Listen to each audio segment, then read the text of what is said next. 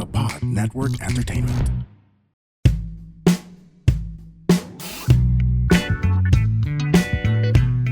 For today's Kaya Pa Ba episode, ang aking guest ay ang TikTok famous na kumare ko na si Poca.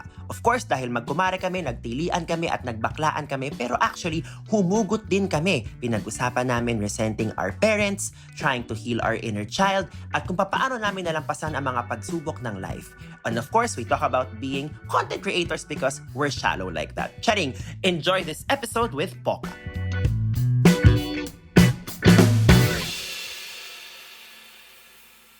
Okay, so hi everyone. Ang ating guest today ay isang famous TikToker. Nahiya ako sa famous. Famous. Pero sa TikToker, hindi ka nahiya. Totoo. Ano ba yan? So, andito po si Poca. Hi, Mars. Hello, Mare. So, welcome to the Aw. set. Welcome to the pod. You're one of our first guests. So, hello. Hello, hi everyone. May tawag ka ba sa mga manonood mo? Wala pa. Siguro si Wala pa. Isipan natin sila ng Sige, pangalan sige. eventually. Binigyan pa ako ng assignment ng kumare ko. Correct, oo. For now, Troll Farm ang itawag natin sa kanila. Jesus, take the wheel. Oo, ganon. So, kamusta ka today? Oh, yes. Anyway, first of all, thank you for having me here, Mare. Pagod na pagod ako. Yung Pride Month, everyone, it was physically exhausting, pero empowering. I would Correct, say na it's really correct. empowering. Month natin, mga baklita. Pero yan. spiritually draining din siya. Kasi parang tatanungin ka ni Lord, may ibabakla ka pa ba? Tapos sasagutin mo, actually, Todo mo na ba wala yan? na. Todo mo na ba yun? Oh, todo na ba yan? Did you hit the limit? Yes, I did. Correct. So, Diyos nandito po ko. ang ating guest for today is si Poca. So, Hello. kamusta ang, I guess, after Pride Month, kamusta ka now? I'm sure ngayon ka palang bumabalik sa katawan mo. Yes, and the term is bumabalik. Hindi pa ako nakabalik ng bongga. Actually, kaninang umaga, medyo nilalagnat ako, Mare. Kasi Aha. talagang grabe yung pagod. Like, Salamat sinabi mo siya live, Literal. ha? So, kung ito na po ang last episode namin, siya po ang ating ipablotter. Okay. pero hindi pa naman ako nakapagpa-swab. Ah. Hindi ko malasahan yung kape. Eme lang. Well, I'm okay. I'm really good. I'm happy na kahit papano, tuloy-tuloy naman ng content creation. Nabubuhay naman tayo sa content creation. Correct. At sumusuporta not just for myself, but also for my family. Yes, and of course, I think that's a big part of It is. what we are going to talk about today. But you did mention creating content. You know, as a fellow content creator, it's quite an interesting profession to take on. It is. 'Di ba? So there are great days and there are days na nabubunot ka ng madlang people for Bunot things na you bunot. say without getting into the specifics of What happened. what happened, because by the time this airs baka iba na ang nabunot ng madlang people. But I guess the term I'm talking about here is, I guess, cancellation or Okay. being dragged by the online public in the moment when you realize that something you posted kind of like goes left field or goes in a way na you were not expecting. Yeah. Take us through like the first hour of realizing that. What are you thinking about? How does your body respond? What do you tell yourself? Ay, naku, Mare, sobrang stressful. Nai-stress ako. Like, girl, pero sa totoo lang, sa dinami-dami ng issues sa buhay, as a content creator, kahit papano, every time na nagkakaroon ng ganon, it's getting easier and easier for me to handle it. But since you asked for the first hour that I found out na may ganong ganap, it's really stressing. It's really stressing the shit out of me. Pero Aha. magmura dito. Pwede. Ay, buka na kinago. Oo. Hindi ka naman ipapatawag ni Lala Soto. Pero Pwede ba ito hawak niya? Anyway, ayun, it's really stressing the living shit out of me, Mare. Like, alam mo yun, yung parang binuhusan ng malamig na tubig. Dati naririnig ko lang sa nanay ko yun na parang binuhusan ng malamig na tubig. Totoo pala yun. Ay, parang ang lamig sa katawan na, what the fuck just happened? Alam mo yung ang lamig ng katawang, ng kamay ko. Ganyan. Tapos, tinrain ko yung sarili ko na wag mag-react in terms of posting anything about it Aha. hanggat hindi pa ako okay na okay. Gets. Kasi iba, lalo na pinost ko yon, hindi ako masyadong emotional, nagkaroon ng issue. What if emotional ako, tapos nag-post pa ako ng something about it? Paano na lang ang magiging result niya, di ba? If you posted anything that's out of your emotion. For sure, talagang baka mag-backfire pa siya sa akin, nakakaloka. So, pinapahupa ko muna. Pinapahupa ko muna siya na, okay, it already happened. Hihinga lang ako ng bongga. Siguro, I need a little drink. Nectar, hello. Little tapos nectar. Okay, very good. Yes, okay, yes. Okay. Ayun, tapos, kailangan ko mag-isip in the most objective possible way kung paano ako makakapag-respond about it. First of all, do I have to respond about it? Do I have to say sorry? Ako ba talaga yung may mali? And if I found out na meron talaga akong mali, bakit hindi ako mag-sorry? Kasi, again, I'm a content creator. Though marami na nagsasabi na palasak na pag nagkamali, sorry na lang. Pagka nagkamali, sorry na lang. But at that moment that it happened, I don't have any other choice but to apologize to the public. Especially, there are a lot of people who were thinking differently compared to how I thought about it when I posted it. So, ayun. And I guess when you get more information, pag nakuha mo yung opinion ng ibang, narinig mo yung ibang opinion ng mga tao, how does it feel na parang, I might have miscalculated this post? Do you give yourself grace? How do you move forward? Ako, binubura ko yung video. Okay. Kasi, syempre, it's not good. Though, meron ding mga natawa. Of course, marami rin namang talagang matatawa. Pero since it's more of me absorbing the fact na may mga negativities about that post, I'd rather erase it na lang. Para hindi na lang din mapag-usapan, para mamatay na lang din. Kasi as much as possible, I want it to be gone as soon as possible. So, hindi ako nagbibigay ng energy about it. I'm not even replying to hate comments about it. Kasi gusto talaga siyang mamatay as soon as possible. So, ayun, yun yung ginagawa ko. I think that makes a lot of sense kasi parang you want to contain the issue at the same time you want to be able to move forward. But that comes with being a content creator. But with that also, you have I think 1.5 million followers on TikTok already, if I'm not Yes. mistaken. So that's a big feat. Congratulations. Thank you. Okay. I guess ang gusto kong malaman, how does it feel to have this big of an audience na nag-start ka lang with the most random things and now amassing... It's still the most random thing. Hindi ko naman sinabing tumigil ka actually. Sinabi ko lang you started. Oo. But how does it feel to be able to grow? I think it's safe to assume we can call it a community. A community this big. Sa totoo lang, hindi ko pa siya masyadong sobrang na-internalize na, oh my God, I have 1.5 followers. I know that I have 1.5 million followers. Pero hindi ko naman siya iniisip na, I have 1.5.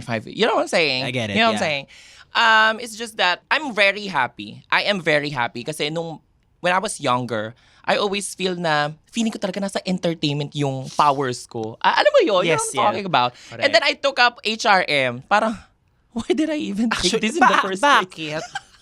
Okay. I'm even asking Baka the gusto same maging question. singer sa hotel. Ganon. Pwede siguro. Mga bossa nova ang atake. Correct. Ay, hindi ko rin Oo. kaya yan. So, it feels really empowering, I would say, na may mga taong interested with what I do. Sometimes, I just think na yung mga ginagawa ko, just like what you said, is very random. But as much as possible, I want to spread happiness. I want to spread positive vibes, something like that. Though sometimes I make mistakes. But yeah, that's where my revolves around Okay. when it comes to me creating contents. I really want to spread positivity and happiness, if you will. Kaya, ayun, nahahappy naman ako na even if I think that the things that I do is very random, a lot of people appreciate it. Na parang lagi nilang sinasabi na, you helped me with my depression. You helped me when I was going through something. And that's really something. It makes me go. It makes me do what I do more. Yeah. I mean, as corny as it may sound, sometimes it Yes. just takes Yes. one really positive comment from someone to know na, you know what, sige, itutuloy natin to kahit Totoo yan, nakakabaliw Mare. siya. Totoo yan, Mare. Diba? Now, in the content or in the content pieces that you do, you talk a lot about just the struggles of money, meaning kung pera mo yan, gastusin mo, or kung may naungutang sa'yo, singilin mo. So a big part of your content really is one's relationship with money. So I guess ang gusto kong malaman, now that you have a lot of upward mobility in how much you earn because you're a content creator, how's your relationship now with with abundance or with money in general? I can't say na sobrang abundant naman ang pamumuhay ko. Diyos ko, nakakaloka. Kasali pa ako sa paluwagan. Sahod pa lang. Sahod pa lang. Ay, sorry. Well, I would say that I'm a little bit more comfortable compared to when I was working.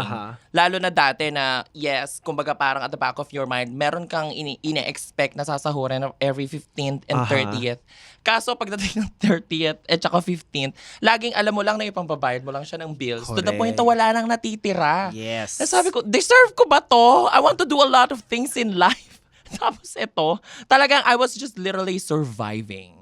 I mean, I can't say na I was living the life to the fullest. So, sabi ko, I have to look for ways for me to be able to live the life that I want. So, until TikTok happened, it wasn't planned. Hindi ko naman talaga siya pinlano.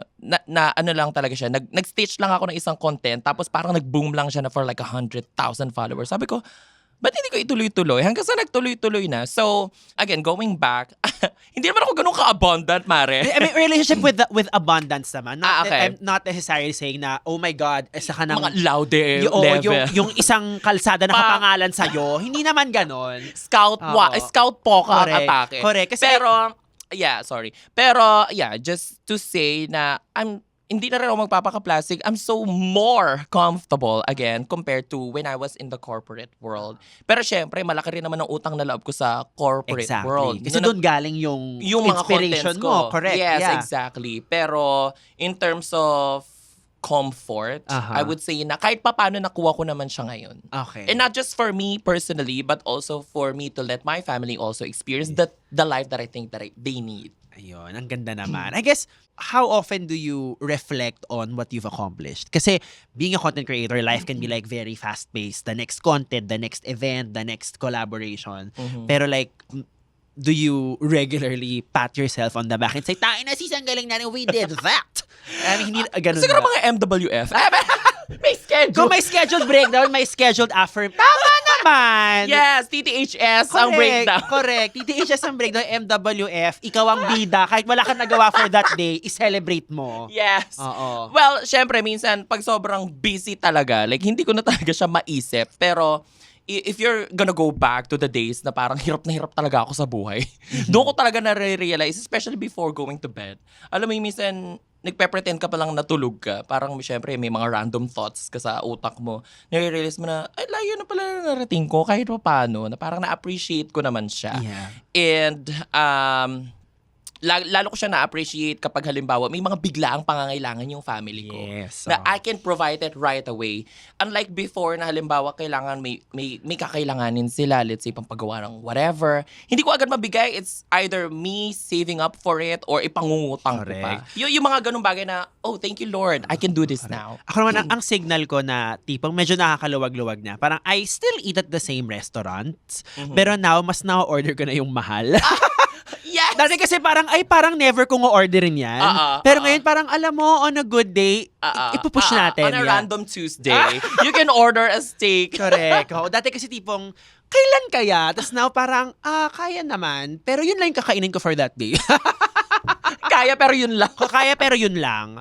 Totoo. Isa din yun. And then, I mentioned kanina yung latest post mo nga about, the scheduled breakdown. I think ang daming nakarelate to that post. Kasi like, sobrang busy na natin ngayon na kung gusto mong mag-breakdown, you have to be very efficient about it. What was the inspiration or what were you going through that day that led you to parang, you know what, let's post about this? In terms of me thinking about what to post, sobrang random talaga. Like, bigla ko siyang may isip, ganyan-ganyan. Kaya nga minsan nababash. Minsan lang ba? Once a month? Siguro weekends kasi may MWF na ako. Alam mo, people are going to splice this clip and ilalagay nila sa meme, Poca, hindi pa rin natatauhan. Utang na loob naman, magpahingahin nyo na ako! Inano ko ba kayo? Anyway, yes, but yeah, so it was just a random thing. Yeah, it was really a random thought na bigla ko na lang, oo nga no, kebe, try ko nga.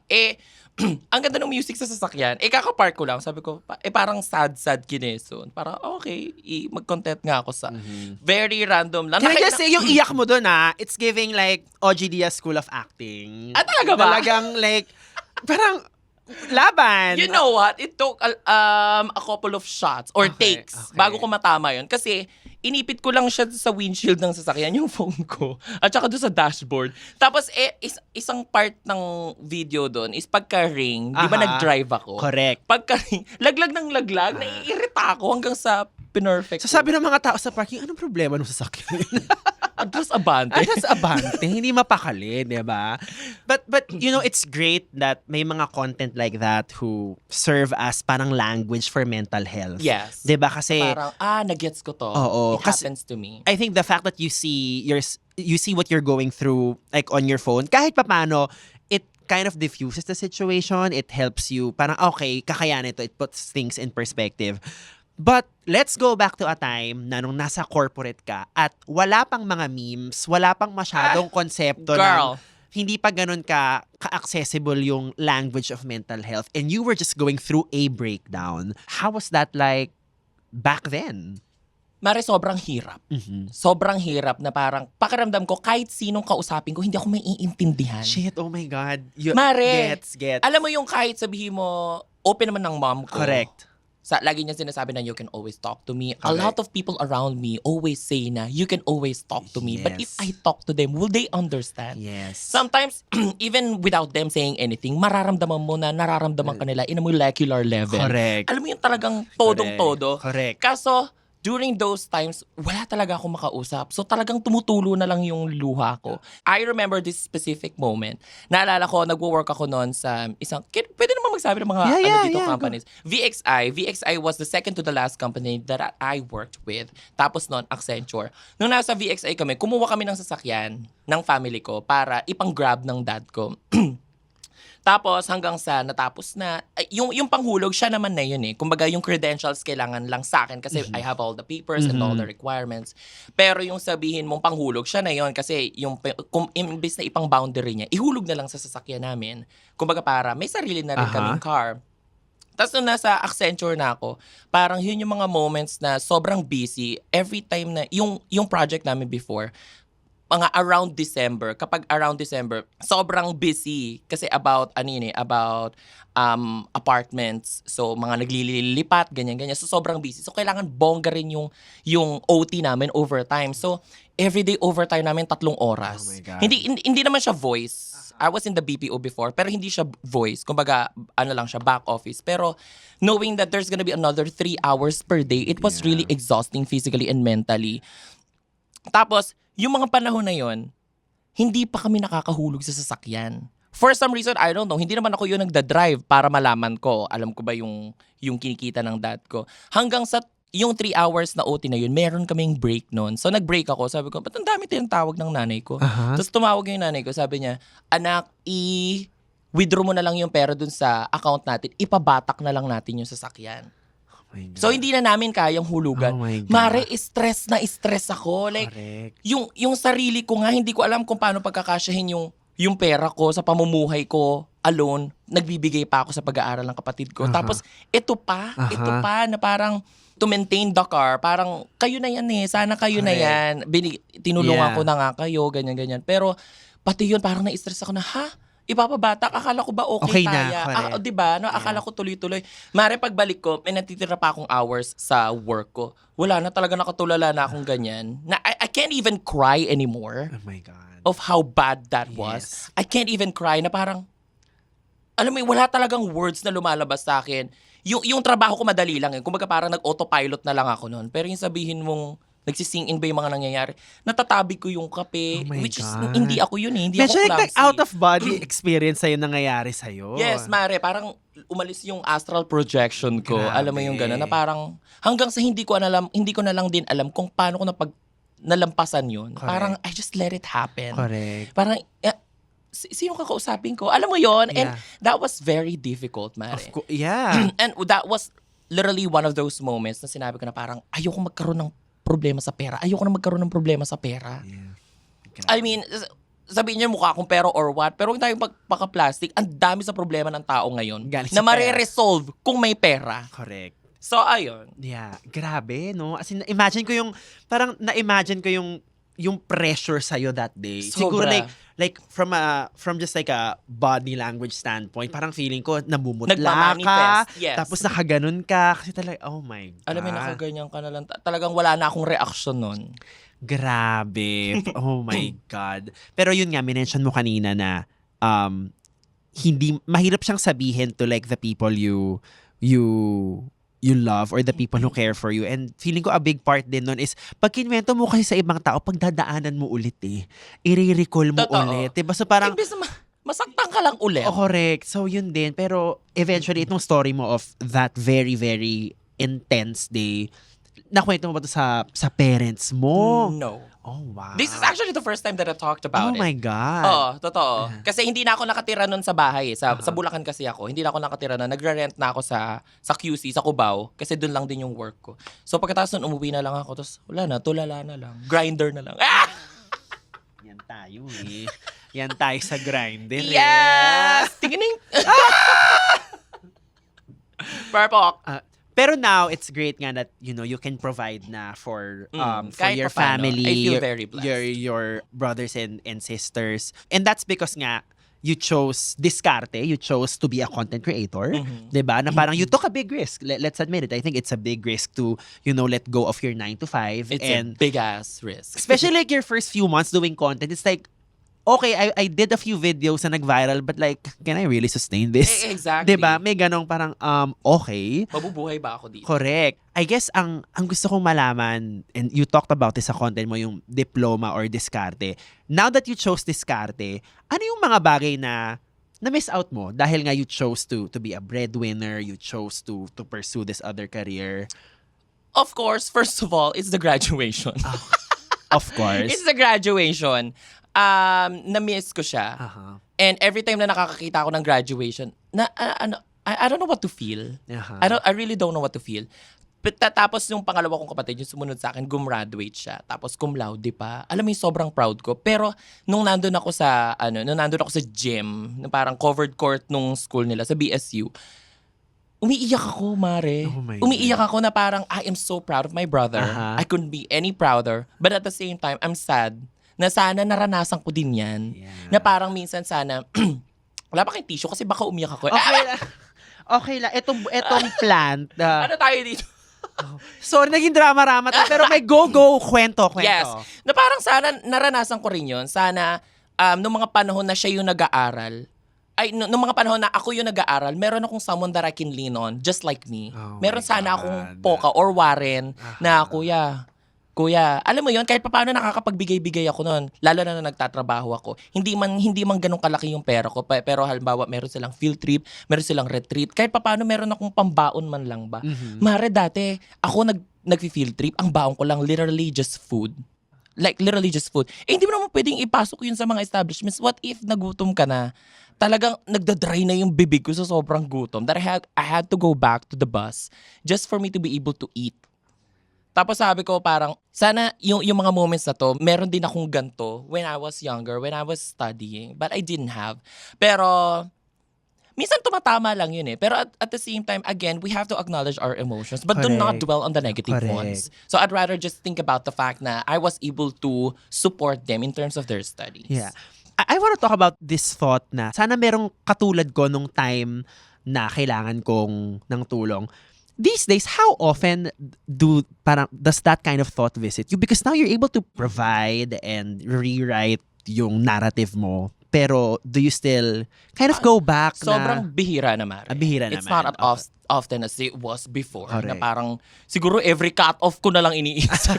Sana meron ako mahingan man lang ba? Alam mo yon? Wala! Diyos ko, meron man ako mautangan sanla pa ng ATM. Do you know that? Yung nagsasanla ng ATM. May ganun? Yes! Sa corporate world, isasanla mo yung ATM mo. Let's say, mangungutang ka ng 20,000. Kukunin nila yung ATM mo. Tapos, mag-uusap kayo kung magkano yung iuhulog nyo per month. Tapos sila yung magwi-withdraw nun, ikakaltas na nila yun sa'yo. Mare, Di that's ba a parang thing. privacy breach yun or something? Pero, Literally, it is. Yes. But it happens. kasi gano'n na yung need to survive. Kagipitan. Yeah. Yes, Mare, na parang, tangina, wala pa akong sahod, ubos na. Like, my let's say, ang ina-expect kong sasahurin ko for that cut-off is 15,000. Minsan, parang 10 na lang natitira sa akin. Mabubuhay pa ako, iinom pa ako. Ate, ano? Okay. Nagtatrabaho ako, di ako iinom.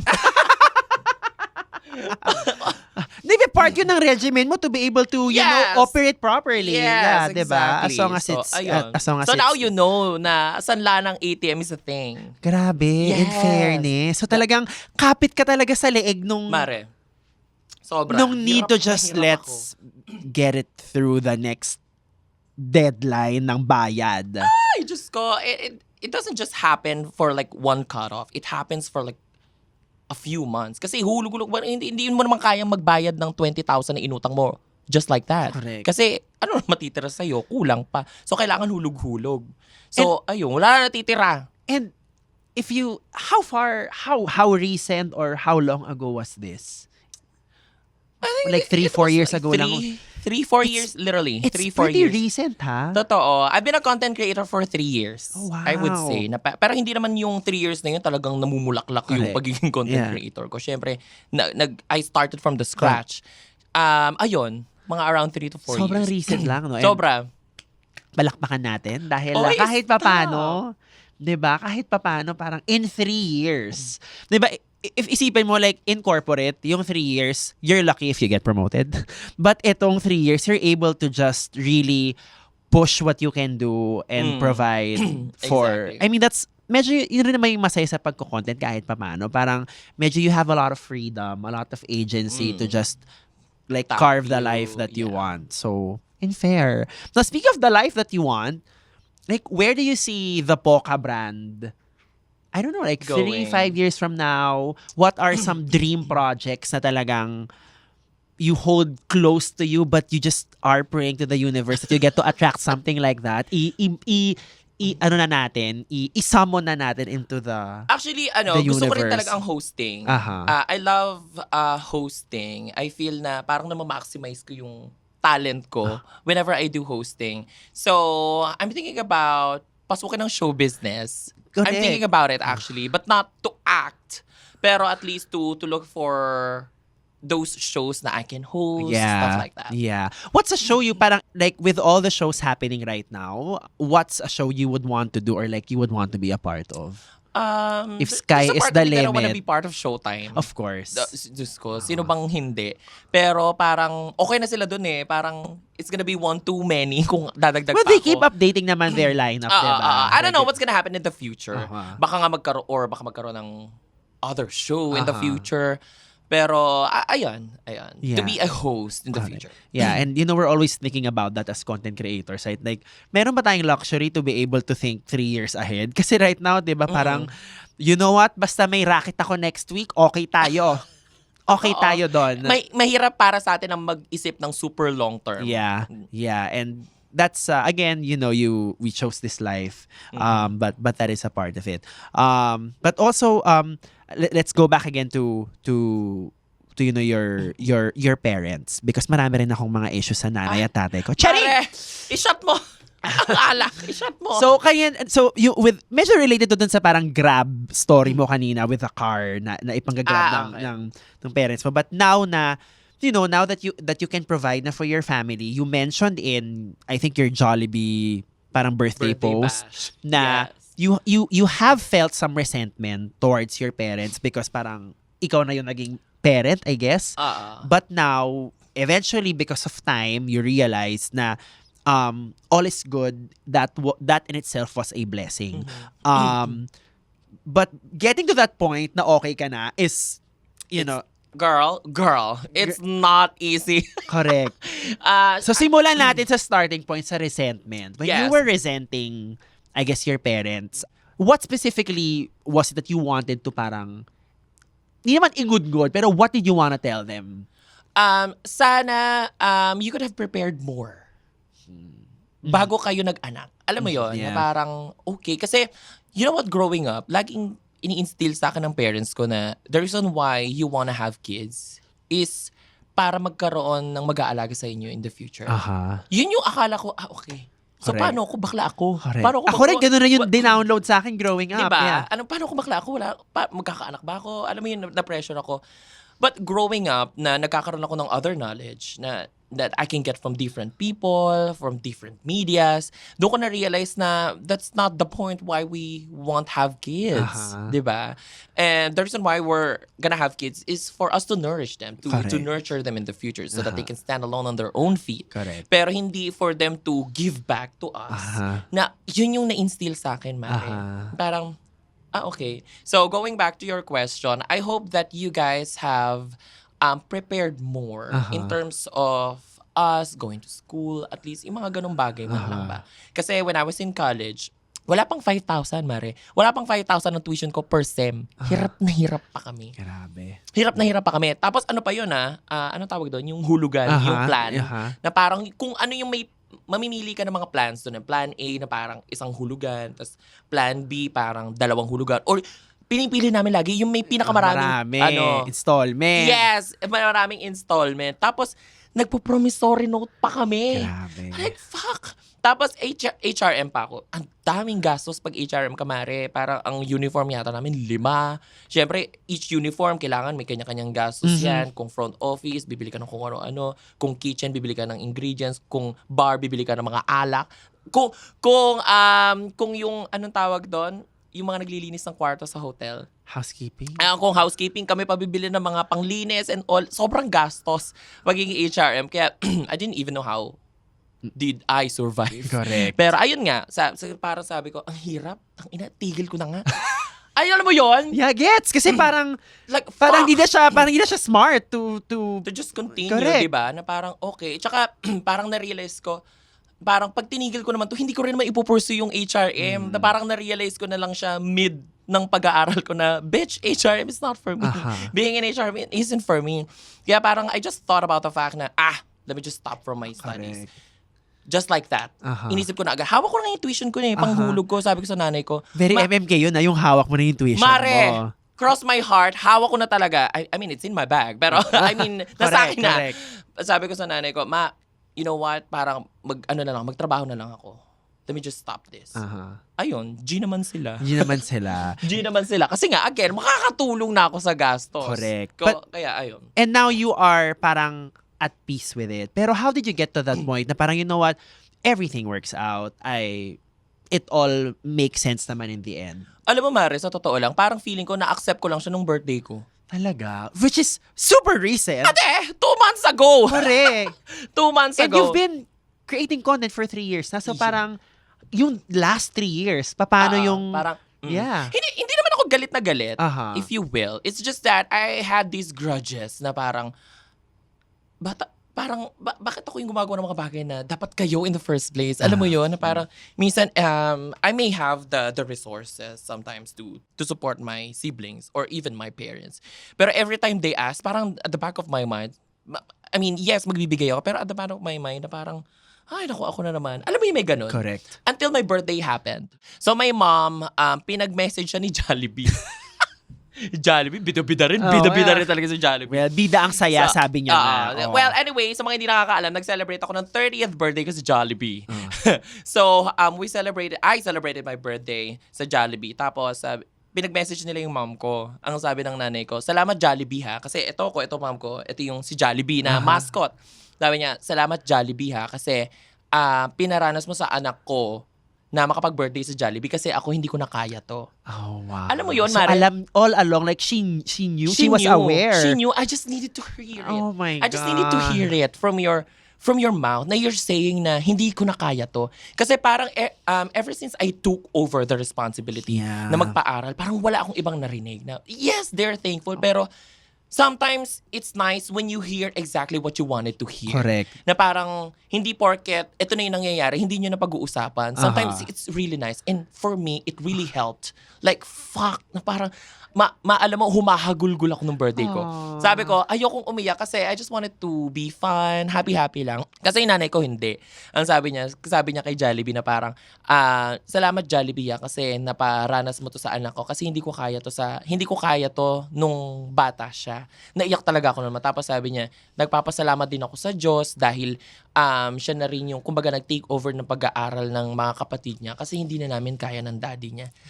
Alam mo yung parang Yeah. parang there's like a super heavy shit Yeah. na umalis sa dibdib ko na Correct. parang that's the only thing that I needed to hear. And I think at the same time, hearing your mom parang speak that truth, I'm sure you just wanted to parang hug her and tell her, okay na tayo, okay na. It's Oo. na, di ba? Mare, totoo yun na parang, pagkatapos na nag-O-bar pa kami, syempre, party, pero hindi nakasama nanay ko.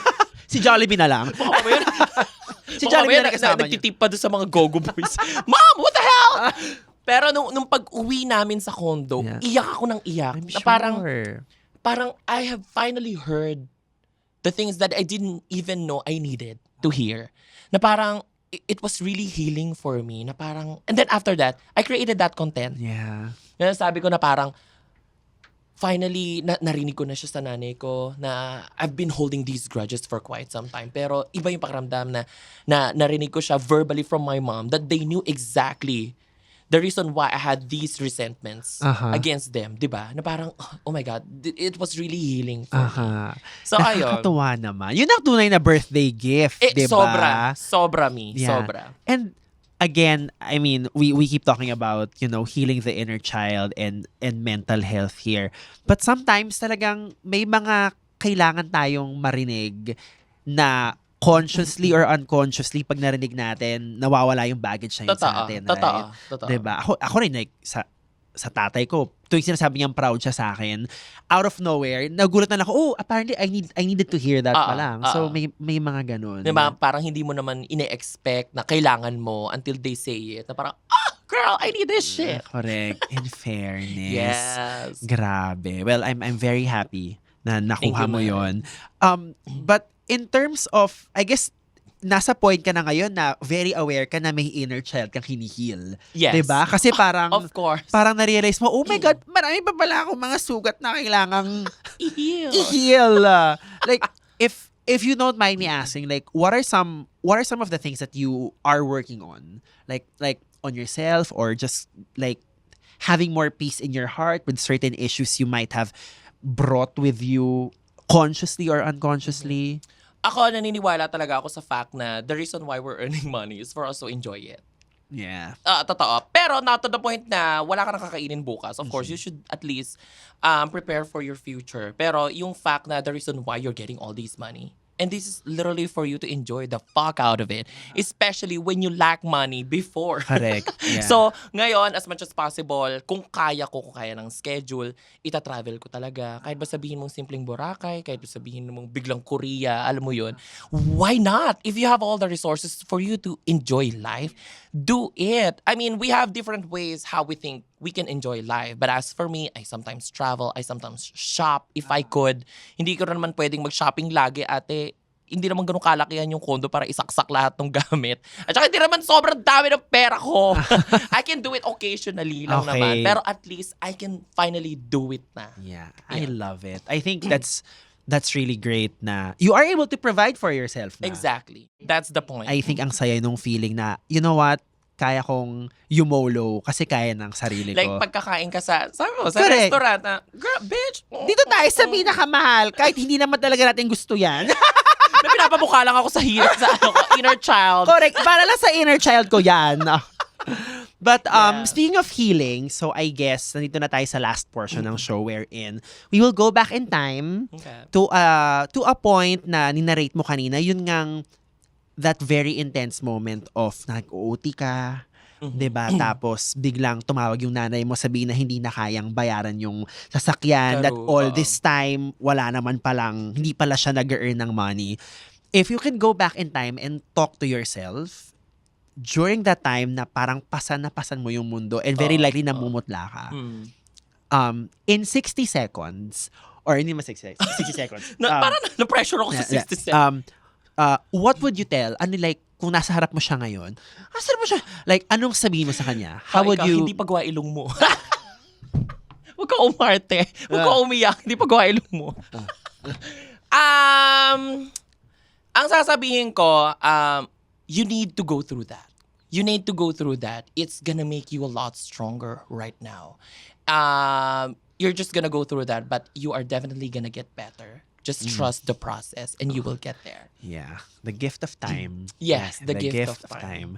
Lahat tayo may timeline eh. Naniniwala ako doon. Yeah. Just because someone else's timeline is like this, they achieve things at this age, doesn't necessarily mean na kailangan dito ka din. We all have our different timelines and I truly believe in that. Oh my God. And on that note, that is the interview with Poca. Parang bitin. Part 2. Part 2. Sige, anong Grindr profile name mo? Since nasa bagong lugar ako, hashtag visiting. No to FM. Paano na tayo? Charing! Anyway, you know what? It's okay. We're allowed to do that. But thank you so much, Mars. Mare, thank you so much. Kanina pa yung parts na iiyak ka na. Parang sabi ko, oh my God, walang tissue. Oh my God. So alam mo na, sa mga next coming, Oo. magpa-tissue ka. Nakita ko talaga. Na-contain ko naman. Pero like, thank you for No, the thank you for you. the courage. Ah. Ganon. So The marami. fact that I can already talk about it without crying, I would say that I have healed. Yeah. Yeah.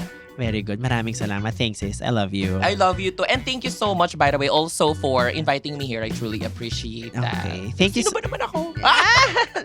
Thanks, guys. That's it for this week. Thank you so much. Bye.